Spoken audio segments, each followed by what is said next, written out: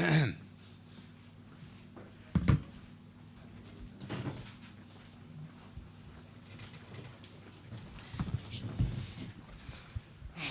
a box score. Do I have a box score? Yeah, he's got it right here. Too late. All right, we're joined by Texas Tech head coach Jerry Glasco and players Nidri Kennedy, Maya Davis, and Victoria Valdez. A reminder to please silence your cell phones. Give your name and media affiliation when you get the mic to ask a question. Recording of the press conference with your cell phone is prohibited. If you're on the Zoom and want to ask a question, use the raise hand function. We'll start with an opening statement from Coach Glasco, go to questions just for the players, dismiss the players, and then go back to questions just for Coach Glasco. So if you have an opening statement, feel free, Coach. All right. First of all, I've heard there was a really bad storm near campus in Lubbock, and be sure people back in Lubbock know we're thinking about them, we're praying for them, and keep them in our thoughts here till we learn more tonight. As far as the game, man, this place is electric. I love this atmosphere, the crowd. It looked to me like a packed house when they had everybody turn the lights on. That was really good.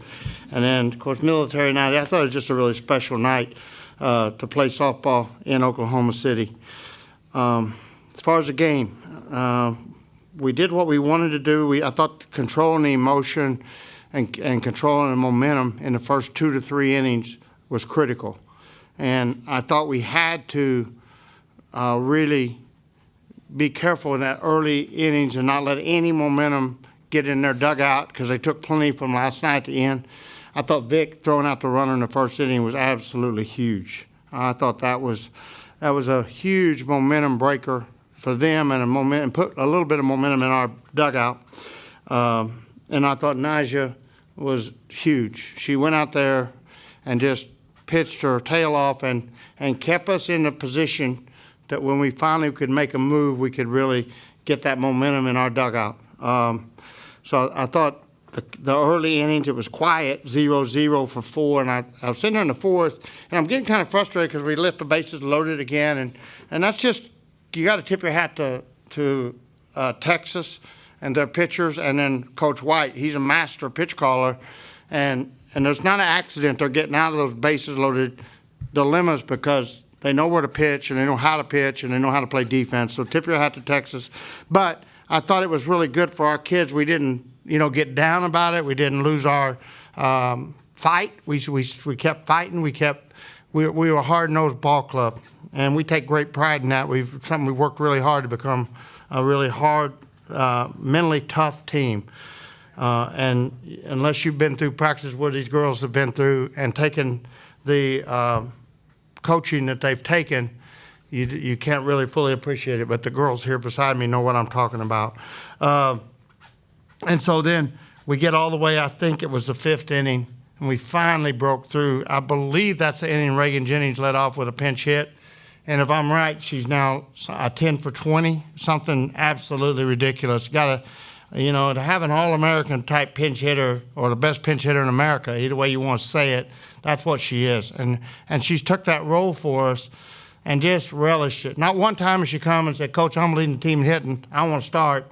Never said a word, does what I ask, and does it with just amazing skill. And I think that was our first run and got us going tonight. So super proud. We got the lead. They come back. Tip your hat to them. Mia Scott, All-American, great player, comes right back, gets that home run, and gives them a little bit of momentum. And then we come back and score and get the lead extended back to 4-1. And those runs were huge because of what happened in the 7th. And then Naja, to pitch the way she pitched after 14 innings, and now over 200 pitches in 2 days.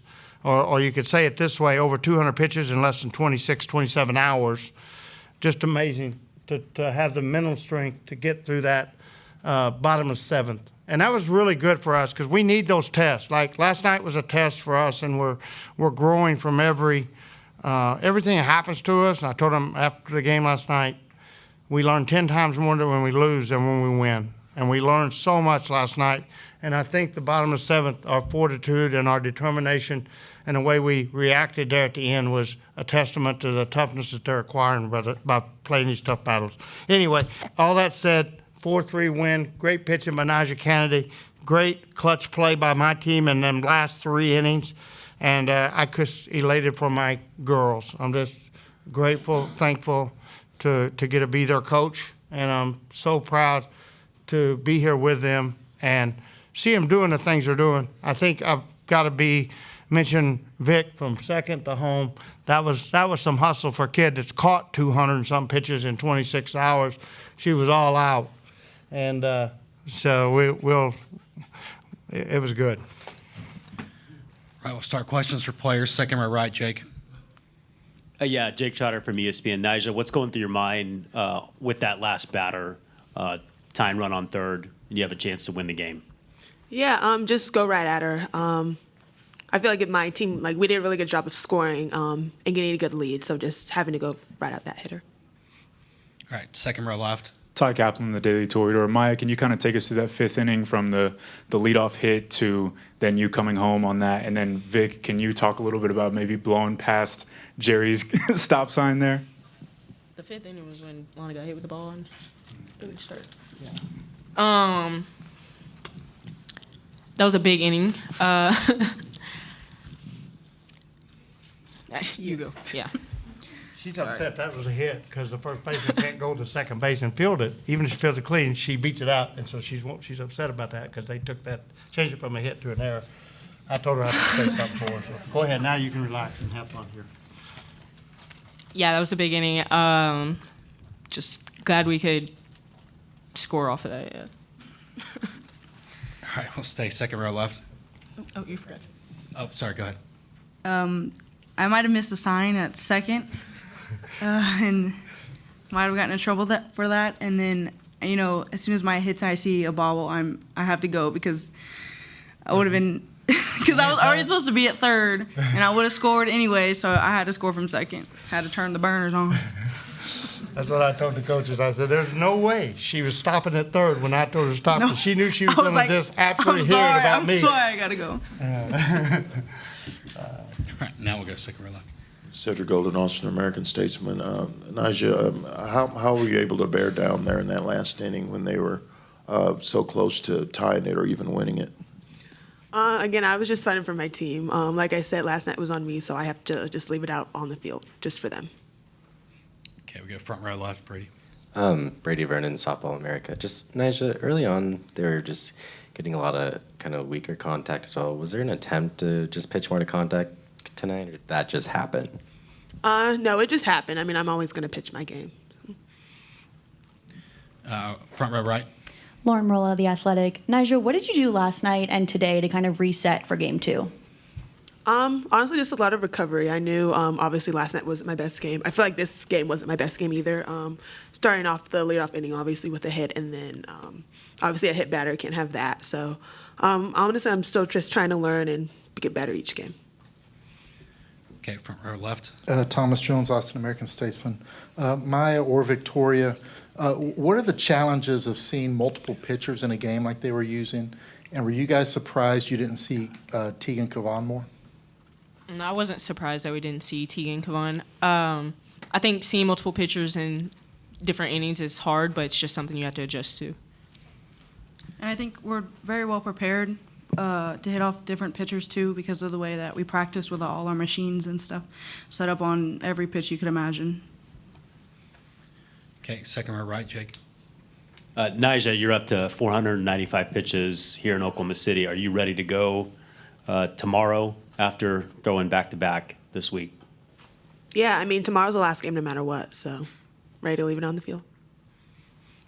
Okay, second row left, Kirk. Yeah, Kirk Bowles from the Houston Chronicle.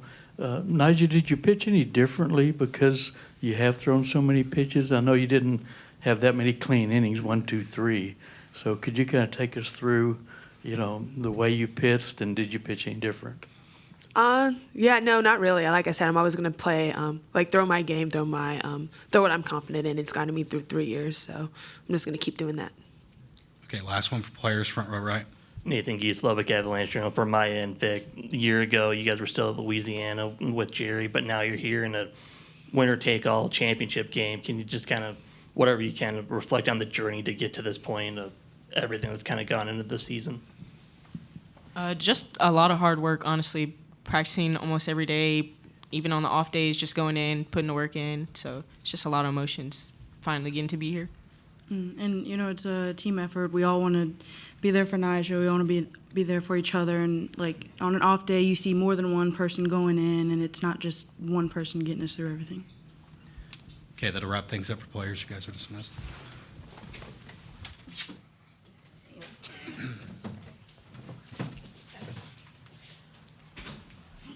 Yeah.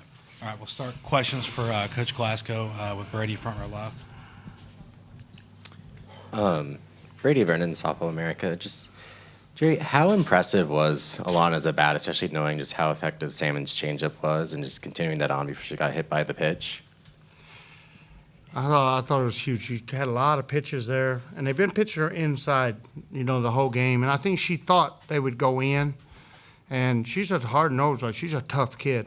And there wasn't no way there wasn't any way that she was going to step out of the way of that pitch. And I think she earned that just by the number of pitches she got in that at bat. Okay, second row right, Jake. Yeah, Jerry, I think it was in that last inning you went out and talked to Nyjah after a couple runners got on. What was the message? And then maybe she didn't have her best stuff tonight, but she made the pitches when she had to for you guys. Yeah, you know, I went out early in the year and I said something to her. I think I told her to throw a drop ball. They won't hit it. I throw a drop ball, I guarantee they won't hit it. And they ripped a hit out to the outfield. So she's hilarious when you're on a one-on-one. And so about a week later, I said something to her. I said, you know, I really don't know a whole lot about pitching, Nyjah. And she said, well, you come out to the mound and acted like, or you come out to the circle and act like you knew a whole lot about pitching right before they got that real good hit. I said, so I'm not coming back out there anymore, you know. So I've not been going out there. And then there's been a couple situations here in the World Series. Seventh inning, I think they need to hear my voice. And did I say anything? Not really. I think I just said we're going to win. You know, so I just reassured them we're going to win this game. We're fine. They've got runners. We're in a situation here where they would think we're at jeopardy, but we're going to finish this. We're going to win the game right here. Just relax. Let's go. And I just think they need to hear me reassure them that this is going to turn out okay. It wasn't anything about pitch calls or strategy or anything. Okay, front row left, Thomas. Thomas Jones, Austin American Statesman. Jerry, you don't want to use four pitchers like Mike did? But what are the challenges of facing four pitchers for coaches? And were you surprised that Kevon didn't throw more against y'all? No, I totally thought Whitey would save her for tomorrow night because that's where he's got that luxury with where he's at in his, you know, he's been at Texas now for 8 or 9 years. You got a stockpile of top-notch, and he's a top-notch pitching coach, so he gets a lot of top-notch pitchers want to go learn from him. And, you know, he's got that luxury to have pitchers that can go out there and Mac Morgan's been in World Series after World Series, and Gutierrez now has been in, I think, 3. So it made total sense, and he's got a fresher Kevon for tomorrow night because of that. Okay, we'll go second row left. Ty Kaplan, the Daily Toreador. Coach, how frustrated is Nyjah with her batting right now, and is there anything you guys are working on specifically? Yeah, I don't really know. But I did ask her, like the 7th inning, I go, hey, do you want to bat or do you want to rest here and get ready to pitch, throw to the bottom of the 7th? And she wanted to bat. So I don't think she's too frustrated. She's a competitor. And I don't know, the World Series, if you look, I mean, they were talking last night, that was the first hit Reese had the whole World Series. It's not unusual. This isn't an easy place to hit. And, you know, she's not striking out. She's putting the bat on the ball. She's hitting hard ground balls. I'd like to see it in the air. She would too, but she's a warrior. And I think every time she goes up, it's just the same thing I said about Reese. I don't care if she's 0 for 8 or 0 for 12. Reese Atwood's just a dangerous hitter. And if she's 0 for 10 instead of 0 for 8, she's just one more bat closer to getting a really good hit. A kid can play. And Nyjah can play. And she's just one it back closer to getting a really good hit right now, in my opinion. Okay, we'll stay second row left, David. David Collier, ABC Lubbock. Coach, you seem to be pushing the right buttons with pinch hitters this postseason. In the 5th inning, you decided to go with Reagan. I guess your thoughts on, I know Vic's been struggling with the bat, but Reagan certainly came through to start that spark. Yeah, I think, coaches make good coaching decisions when they got great players. And I think you just like I said, I'm pretty sure she's 10 for 20. She might be 10 for 19 or 11 for 20. The kid is amazing pinch hitter, absolutely amazing. So it's really not a hard call on my part. My wife could tell you to do that, and my mom could tell you to do that, but what is important is Reagan goes up there and delivers, and that was a huge moment. That was a huge moment. And, Alana taking the hit by pitch, that's not necessarily a big deal unless it's 0-0 in the 5th inning of the World Series with bases loaded. It's a big deal. So everything's magnified right now, and I just give all the credit to Reagan. It wasn't very hard coaching. That was pretty easy coaching. We have time for a few more. 3rd row left. Hey, Coach. Noah Gross, KXN at Austin. Just the opportunity in front of you tomorrow, Game 3, winner take all. How do you best describe that opportunity and maybe what it takes in a moment like what tomorrow's going to mean? It's going to be good. It's going to be really fun. It's going to be a great game. The atmosphere, I think, will be electric. Both schools have great fan bases here. And then the Oklahoma crowds turned out, the hometown people, they haven't just quit watching. They're still out here. And, Whitey could win his first World Series. I could win mine. That's going to be fun for me if I get to watch him. It'll be more fun if he gets to watch me, right? But I'm going to enjoy it either way, and I'm going to be proud of my kids either way, and he's going to be proud of his too. I think that it's going to be a real good game. I think that you can expect it to be a battle. They're hard-nosed. They're tough. They're talented, extremely talented. They play the game fast, and they've got power. And I think we're going to play really hard-nosed ball tomorrow. I think my kids got some confidence tonight, and I expect the momentum to really be in our dugout at the beginning of the game tomorrow, kind of like theirs was today. But it won't matter. Somebody's got to take it, and they're going to do something during the game, whichever team wins. Okay, last one, 2nd row left, Kirk. Yeah, Jerry, Kirk Bowles from the Houston Chronicle. They made 6 errors in the 2 games against you, and obviously giving up runs on bases loaded, hit by batter, and a walk and an error. Has it surprised you, some of the mistakes they've made in this series?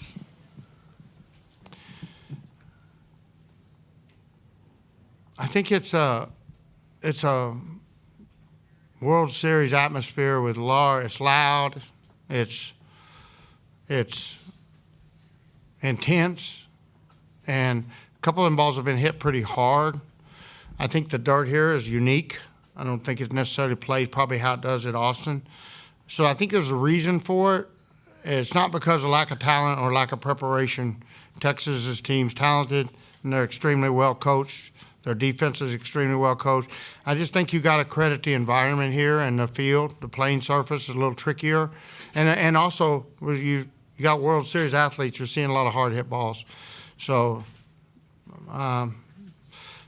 it doesn't. Nothing surprises me at this point. I just think we just got to respect our opponent and play as hard as we can play and hope it comes out on our end. Okay, that'll wrap things up for Texas Tech. Thank you.